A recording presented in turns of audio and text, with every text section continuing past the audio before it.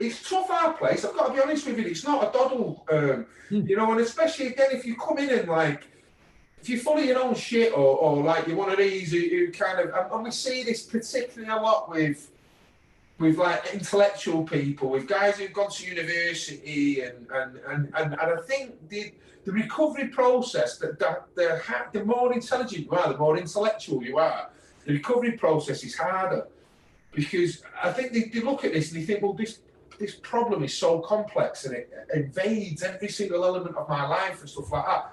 Therefore, the answer must be as complex with it, and it's really not. It's just stop drinking and stop using drugs.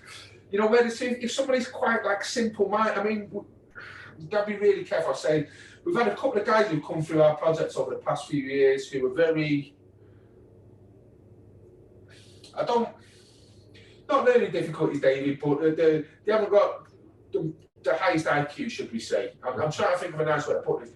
But these guys, it's been really straightforward for them because it's been black and white. It's been that it's been dichotomous thinking, even though they wouldn't know what dichotomous thinking was, but it's been dichotomous thinking for them. It's been very, very black and white all the way through it. Whereas we see the guys that we work with who with degrees and et cetera, and really sort of intelligent, intellectual guys, really struggle with this because they make this problem so much more complex than it has to be, and expect the answer to be so much.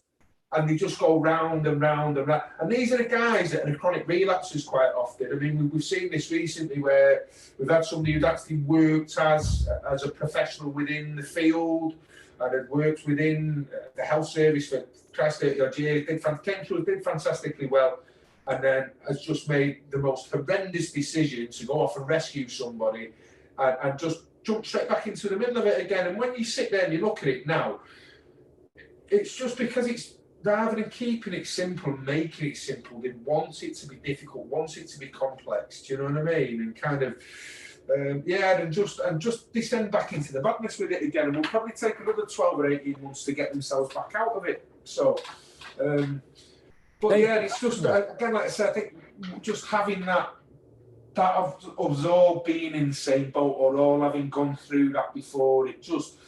Like I say, we can just go around and just prick each other's bullshit bubbles, and do you know what I mean? Like, oh, well, that's a sob story, and no, yeah, you know, that's a bit of self-pity there, and do you know what I mean? And stuff like that. Whilst at the same time being incredibly loving. And I think that's one of the things that, when I first started, the first sort of 12, 18 months, the guys used to refer to themselves as being like a family. And that really used to sort of give me the horrors. Because obviously coming out working treatment service, I was like, oh, boundaries, and can't do this. And I remember sitting down with Wulf, and Wulf just turning around to me and just basically saying, stop being an arsehole. And I said, how do you mean? And he said, these guys, for some of them, it's the first family that they've ever connected with or ever felt part of.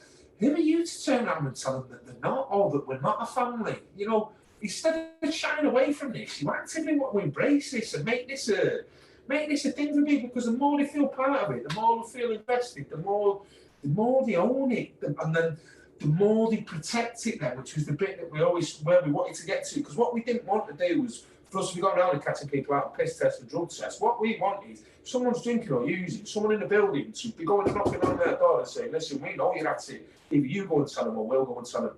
You know what I mean? And that's where we got to, but we only got to that by embracing this dysfunctional sort of family kind of setup. But like I say, just like Wulf had sort of said, you know, again, I think that's kind of shows about the organic side of the project. We had a very set thing how we wanted it to be, but the participants and the peers have led and have shaped it into something very, very different. But it's that's made it work. So we've had to kind of run with that. We can't go, oh no, we don't like that, and go back and try and change it again, because it'll just dilute it. So, but again, that's the ability to keep changing and develop and as it goes, without it needing to be nailed into this really tight box. That's one of the beauties of recovery.